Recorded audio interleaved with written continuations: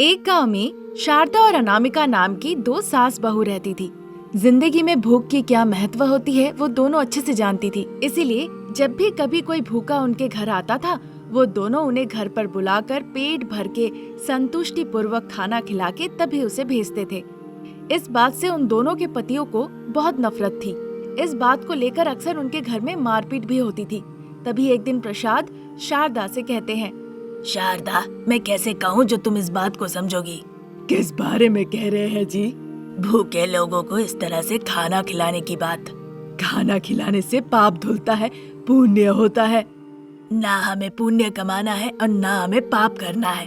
जो है वो रहने दो। हमारी ऐसी परिस्थिति नहीं कि हम सबको खाना खिलाए। अजी, ऐसा कहीं लिखा है कि अगर पाप करे तभी पुण्य करना है?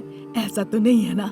और ऐसा भी कहीं नहीं लिखा है कि अमीर लोग ही अन्न दान कर सकते हैं, है कि नहीं? पुण्य करने के लिए हमें जीवन की कीमत समझनी चाहिए, भूख की अहमियत को समझना चाहिए। मैं चाहे कुछ भी कहूँ तुम सुनोगी नहीं। तुम्हें तो बस अपना तर्क करना है। ये तर्क नहीं है, असल जिंदगी को समझिए। हम जंगल में तो नहीं है, इंसानों के बीच है ना। देखो शारदा, हम बहुत गरीब हैं, मजदूरी का काम करते हैं, तभी तो वक्त का खाना मिलता है। अगर काम ना करें तो वो भी ना मिले, पर ऐसे वक्त में तुम किसी को बुला के खाना खिलाओ तो अच्छा लगेगा। आपको जब भूख की समस्या होगी तब जाके आप समझेंगे। कुछ भी कहो शारदा, अब तुम खिला के भी उनके लिए इतना दुखी हो रही हो तो ना ही खिलाना बेहतर है। अब गलत कर रहे हैं जी। जब प्रसाद इस तरह कहने लगे, इस बीच अगर शारदा फिर से कहती तो ये तर्क वितर्क लड़ाई में बदल जाता। इसलिए शारदा चुप हो गई। फिर प्रसाद कहने लगे, शारदा, मैं और बेटा काम के लिए 1 हफ्ते के लिए बाहर जा रहे हैं। तुम और बहू ठीक से रहना। ऐसा कहकर बाप बेटा दोनों काम के सिलसिले से 1 हफ्ते के लिए बाहर चले गए। दिन ऐसे ही निकल रहे थे। उस दिन भी उन्होंने एक इंसान को खाना खिलाया। वो इंसान बहुत ही भूखा था और बहुत जल्दी जल्दी खाना खा रहा था। बाबू, धीरे धीरे खाओ, यहाँ तुम्हें कोई कुछ नहीं कहने वाला, समझे? आप जिसलिए कह रहे हैं मैं इसलिए नहीं खा रहा हूँ। मुझे बहुत भूख लगी है, मैं भूख नहीं संभाल पा रहा हूँ। पिछले 4 दिनों से मैंने कुछ भी नहीं खाया। ऐसा कहते कहते वो आदमी रो पड़ता है। इस तरह से उसे रोते देख सास बहू की भी आंखें भर आती है। उसके लिए उन्हें बहुत बुरा लगता है। देखो भैया, आपको जितना मन करे आप पेट भर के खाना खाओ, कोई दिक्कत नहीं। आप बिल्कुल चिंता मत करो, बिल्कुल शर्माइए मत। मैं आपकी छोटी बहन की तरह हूँ। सोचिए, छोटी बहन के घर में जी भर के खाना खा रहा हूँ। बहू, उसे थोड़ा और खाना दो। बस बस बस करो माँ। जितना खाना दिया था तुम लोगों ने उससे मेरा पेट भर गया, और जितना प्यार दिया उससे भी दिल भर गया। मैं बहुत भाग्यवान हूँ ऐसी माँ और बहन को पाके। मैं बहुत खुश हूँ। जितना खाना था खाना खाने के बाद वो खा के बाहर चला गया। फिर घर के बाहर के कुएं में हाथ धोकर सास बहू को नमस्कार करके वहाँ से वो चला जाता है। मन में संतुष्टि लेकर सास बहू आकर बाहर बैठती है। फिर दोनों अपने अपने पति, जो कि 25 किलोमीटर दूर काम के सिलसिले से गए हैं, उनके बारे में बात करने लगती है। पता नहीं बाप बेटा कैसे हैं। जब वो सोच ही रहे थे तभी प्रसाद और रमेश घर लौट आते हैं। उन्हें देखकर शारदा और अनामिका बहुत खुश होती है। हालचाल जानने के बाद सब अंदर आते हैं। तब प्रसाद कहते हैं, शारदा, पहले तुम सास बहू हम दोनों को माफ कर दो। हाँ माँ, मैं और पिताजी तुम लोगों से हमेशा तुम लोगों के अच्छे कामों के लिए लड़ते रहते थे, फिर भी तुम लोग रुकी नहीं। तुम लोग अपना काम जारी रखी। क्या हो गया तुम लोगों को? ऐसी बातें क्यों कर रहे हो? भूख की कीमत हम समझ गए। यहाँ पे जैसे जो भी आता है भूखा, उसे खाना खिला के उसकी भूख मिटाती हो और पुण्य कमाती हो। वहाँ पे भी एक बुजुर्ग महिला हम लोगों को खाना खिला के हमारी भूख मिटाया करती थी। नहीं तो भूख के मारे आज हमारी जान ही चली गई होती। ये सुन के परेशान होकर शारदा कहने लगती है, क्या हुआ है? अच्छे से खुल के बताइए। जैसे ही शारदा पूछती है, फिर बाप बेटा एक के बाद एक भूख से जूझने वाले एक एक दिन के बारे में वो खुल के बताते हैं। वो सुनते ही शारदा और अनामिका बहुत परेशान हो जाती है। वो दोनों मन ही मन उस बुजुर्ग महिला को धन्यवाद कहा उनके पतियों को खाना खिलाने के लिए। ऐसे ही दिन निकल रहे थे। एक दिन सास बहू दरवाजे के सामने खड़े होकर बार बार बाहर देख रही थी। उन्हें देखकर प्रसाद कहते हैं, क्या हुआ शारदा, इस तरह बार बार रास्ते की तरफ देख रही हो? कोई तुम्हारा कुंभकर्ण भाई आ रहा है क्या? चुप रहिए। मेरे भाइयों के बारे में कुछ ना कह के आपको नींद नहीं आती क्या? फिर तुम सास बहू किसका इंतजार कर रही हो? आजकल एक स्वामी जी उन्हें भूख लगी है कहकर हमारे यहाँ आकर रोज खाना खाते हैं पिताजी। ऐसा क्या? फिर तो अच्छा है। लेकिन वो स्वामी जी पिछले 2 दिनों से यहाँ पे आ नहीं रहे हैं। हम वही सोच रहे थे कि उनको क्या हो गया और इसीलिए राह देख रहे थे। जब वो ऐसा कह ही रही थी, ठीक उसी वक्त वहाँ स्वामी जी आते हैं। स्वामी जी को नमस्कार करती है सास बहू। सब भला होगा। शारदा, मुझे भूख लगी है, खाना दो। स्वामी जी के ऐसे कहने पे सास बहू जल्दी से जाके केला का पत्ता काट के ले आती है और उन्हें खाना परोसती है। स्वामी जी तृप्त होके खाना खाते हैं। फिर उसके बाद शारदा, अनामिका, तुम लोग भूखे को खाना खिलाकर बहुत अच्छा काम कर रही हो, इसलिए मैं तुम दोनों को एक और जिम्मेदारी देना चाहता हूँ। सन्यासी बाबा, आप जब इतना प्रेम भाव के साथ हमारे ऊपर जिम्मेदारी देना चाहते हैं, तो जब तक हमारी जान है हम पूरी ईमानदारी के साथ उस जिम्मेदारी को पूरा करने का वादा करते हैं। तुम्हारा पूरा परिवार साथ आएगा या सिर्फ तुम दोनों साथ आओगे? अरे स्वामी जी, आपको जो कुछ देना है हम चारों को एक साथ ही दीजिए, ताकि हम एक साथ रह के आपका नाम ले सके और जिम्मेदारी निभा सके। ठीक है, फिर तुम चारों मेरे साथ आओ। सन्यासी के इतना कहने पर पिता पुत्र सास बहू समेत अपना अपना बैग अपने सर पे रख के साधु के पीछे पीछे चल पड़े। फिर वो सभी लोग एक सेवा संस्थान बिल्डिंग के पास पहुँचे। अब से तुम लोग यहीं रहो, भूखों का पेट भरो और इस तरह से अपने जीवन को सभी लोग सार्थक बनाओ। ऐसा कहकर वो सन्यासी वहाँ से चले गए। तब से सास बहू के साथ साथ बाप बेटा भी बुजुर्गों का सेवा करने लगे, उनकी भूख मिटाने लगे और इसी तरह जीवन बिताने लगे।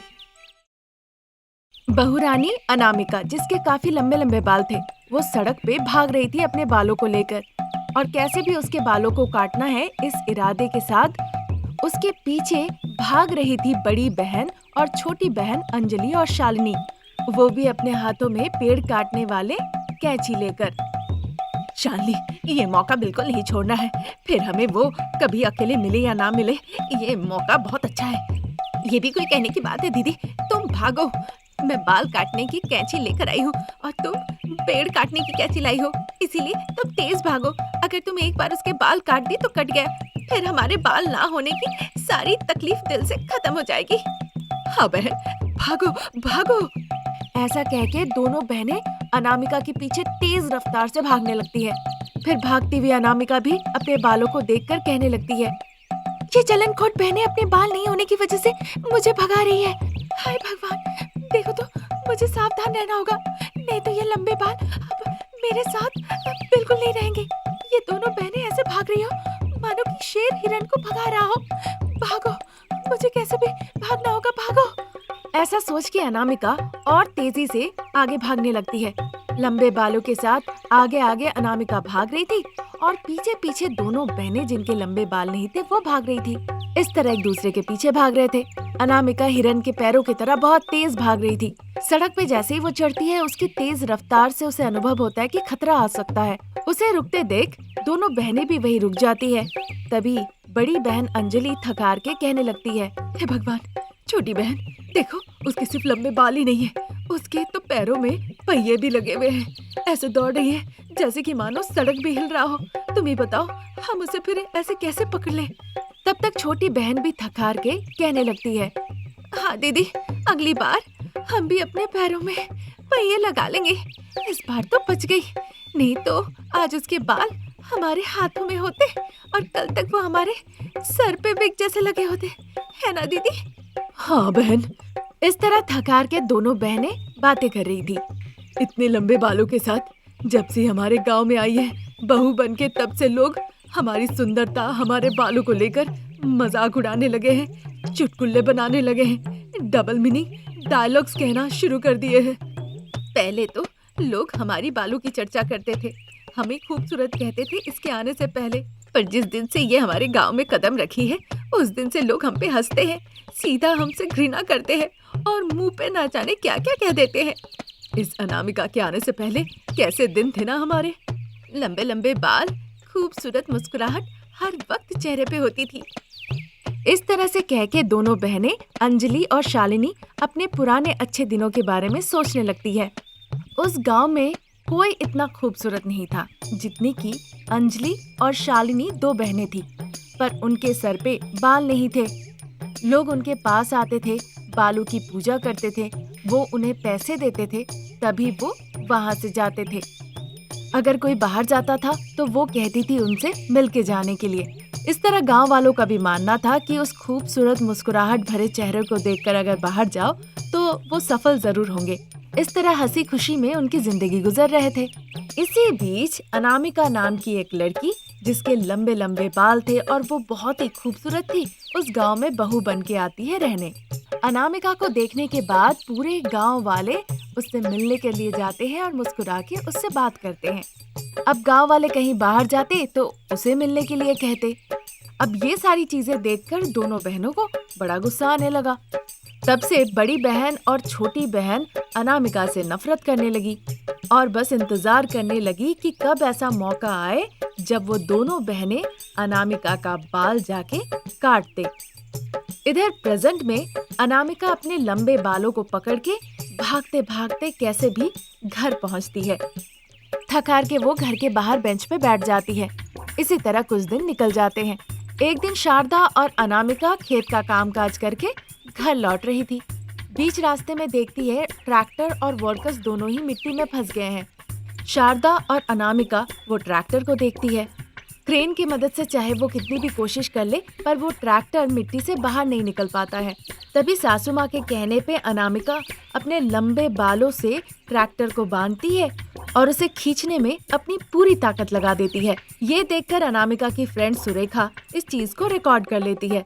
अनामिका अपने बालों की मदद से उस ट्रैक्टर को मिट्टी से बाहर निकालने में लग जाती है और ये सारी चीजों को सुरेखा रिकॉर्ड करके सोशल मीडिया में पोस्ट कर देती है। वीडियो देखकर कई लोग उसमें लाइक करते हैं, कमेंट्स करते हैं।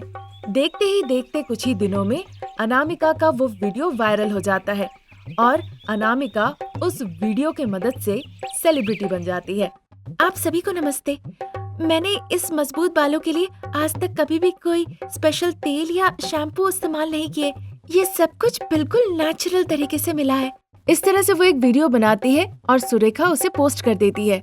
शारदा भी अपनी बहू के तरह लंबे बाल चाहती थी और वीडियो बना के उसे पोस्ट करना चाहती थी यूट्यूब पर। बाल बड़े करने के लिए वो तरह तरह के तेल खरीदी, शैम्पू खरीदी, बाल लंबे करने के लिए सारे पौष्टिक आहार लेने लगी।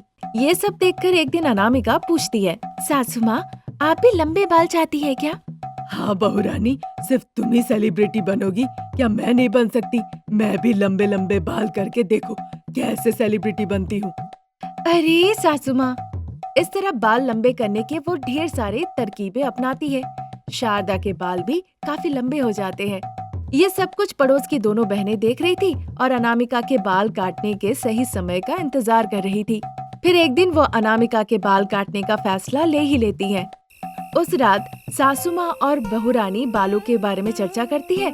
फिर सासू माँ चली जाती है सोने के लिए और अनामिका हॉल में ही सो जाती है। बीच रात दोनों बहनें अंजलि और शालिनी बिना शब्द किए हुए अपने हथियार लेकर चुपके चुपके घर के अंदर घुसती है। फिर अनामिका को सोफे पे लेटे देख बहुत खुश होती है। लंबे बाल देखकर वो बहुत खुश होती है और उसे काट कर अपने हाथों में लेकर वो वहाँ से चली जाती है। अगले दिन सुबह सुबह अपने बालों को कटा हुआ देखकर अनामिका जाके अपनी सासू माँ शारदा को बताती है। शारदा उन दोनों बहनों को बहुत डांट फटकार लगाती है, तरह तरह की नए नए गालियाँ देती है, पंचायत बुलाती है जहाँ सारे गांव वाले आके इकट्ठा होते हैं।